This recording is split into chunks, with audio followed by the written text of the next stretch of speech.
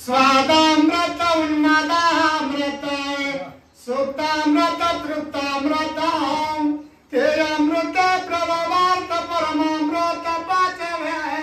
गौतमानं सांगायला सुरू केलं 5 अमृत आहेत बाई विनीते.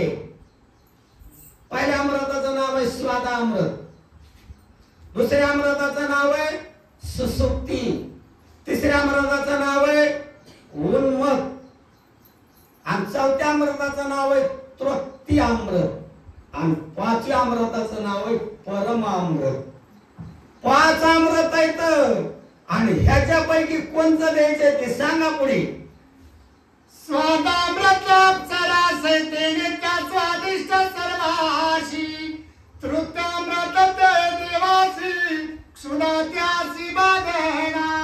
स्वादामृत अप्सरेला प्यायला देतात रोजची रोज आणि ते अमृत प्यायल्याच्या नंतर सुस्वाद शरीराचा सुगंध दरवळतो महाराजाचा सुगंध. जसं कमळाच्या फुलाचा सुगंध दरवळावा ना असा सुगंध त्या अप्सरेच्या अंगाचा निघतो आणि तारुण्य प्राप्त होतं सुस्वादामृतापासून. त्या अप्सरेला प्यायला देते बरं का, लक्षात ठेव. आणि तृप्ती अमृत जे आहे ना रोजची रोज देवलोकांना प्यायला देते. अन्न तर खायला नाही तिथं. मग त्याला क्षुधा म्हणजे भूक अजिबात त्याला बाधा करत नाही, भूक लागत नाही असं हे अमृत त्यांच्या करताय. कदू किती बाई शाळी असून किती हुशार आहे बाई बघा बरं कशी बोलायला लागली. मग कशावर आपण त्यांना कधी सांगावं. मला तर वाटतंय आपल्यापेक्षा हे संध्या हुशार आहेत, आपल्यापेक्षा याला समज कळते. पण इतकं करून तरी पण रामायण ऐकायला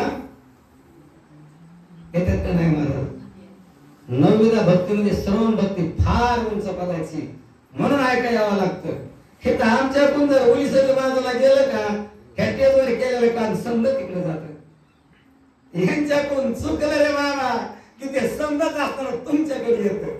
आमचं काय हे करणार आणि भुकतून तेवढेच जर का मार्केट अशी ती बाई बोलू लागली असे अमृत आहे.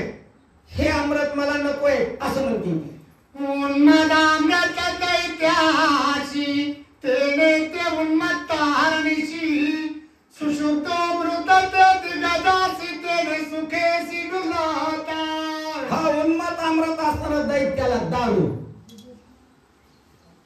मग या काही माणसाने विचारलं महाराज. ते म्हणले तुम्ही रामायणात सांगतात मोठ्या नारळ राक्षस एवढे होते, एवढे रामानं मारले, तेवढे मारले, असं झालं तसं झालं. बरं याच्यातून एखादं नाही का चुकलं, चुकायला पाहिजे होतं एखादं आहे का नाही. 1947ला काही एक युद्ध झालं. असं उभ्या नाही बोलत मी, तुम्ही शहाणी माझ्यापेक्षा जाणते तुम्हाला कळलं. त्याच्यातून काही हुकले नाही का, आज आहेत का नाही. त्याप्रमाणे काही ज्ञानी माणसांचं म्हणणं आमच्या सोगले महाराजासारख्या ते म्हणतात त्या काळात राक्षस आज कुठे गेले. एखादं चुकाय पाहिजे होतं का नाही, राहा पाहिजे होतं का नाही.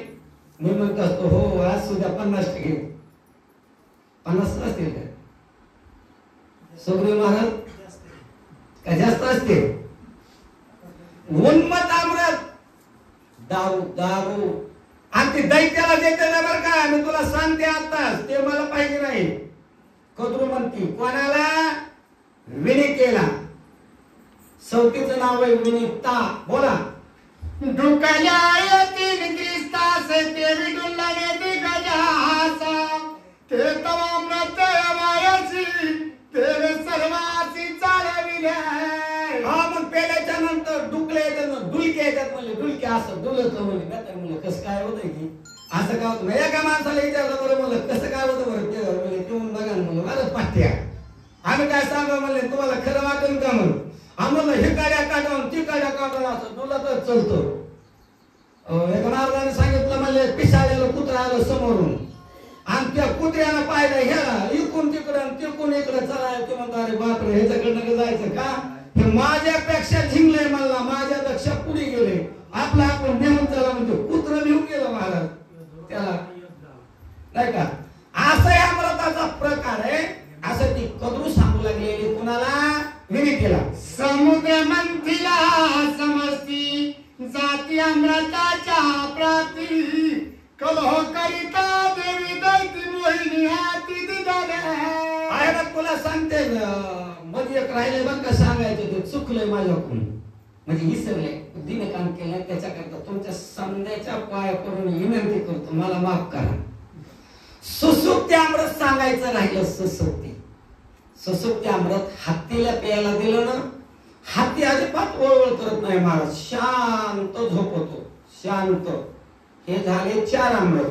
आता 5व्या अमृता करता बोलायला लागली आहे. हे बघ मी ना, ते समुद्रावर पूर्वी देव दैत्याने मिळून समुद्रावर मंथन केलं, ताक केलं, ताक. आणि ताक केल्याच्या नंतर त्याच्यातून परम नावाचं अमृत निघलं. पुन्हा काय घडलं? मोहिनी रूपे विष्णू जाणे तेने अमृत विभागोना, इतर अमृत वाढोना, राखले आपण परमामृत. आणि ते अमृता करता समजा दैत्यन दानवाची त्यांच्यात बी आणि देवांचं भांडण लागलं. मग भांडणामध्ये भगवान विष्णूने मोहिनीचा वेश धारण केला. हिला काय मला वाटतं माहित नव्हतं का की विष्णू धारण केला.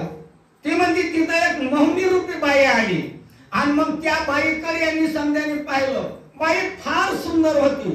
सुंदर माणसावर माणसं विश्वास ठेवतात, कारण का ते म्हणतात नाही नाही नाही नाही हे माणूस फसवणार नसेल, ह्याच्यावर विश्वास ठेवला तरी चालतो. हो बाई, आमच्याकडून असताना अमृत प्राप्त झालंय पण आमच्यात भांडण लागले. मग हे आमच्या जवळ हाता तुम्ही घ्या आणि समजायला वाटायचं काम करा. आता भागवतात फार ती बाई सुंदर बोलती या, पण आता इथं नाही बोलायचं का, आपल्या रामायणापुरतच बोलायचं इथं नाही का. मग ती बाईच्या हातात दिलं आणि तिने समजायला वाटलं. इकून एक अशी म्हणली बसा पंगत, दैत्याची बसली, इकून बसली देवांची पंगत. आणि त्यानं काय केलं, त्या मौनी काय साधी मौनी होय चमत्कारी, ज्याच्या हातात त्रैलोक्याचा मालक आहे. आणि त्यानं मौनीचा वेश धारण केला, म्हणजे श्री झाला. कशा करता? आपल्या देवांचं काम करण्याकरता. एक झाडी केली मोठी, त्या झाडी एक मधून पडदा केला आणि त्या पडद्यात बाकीचे अमृत टाकले, उन्मत अमृत.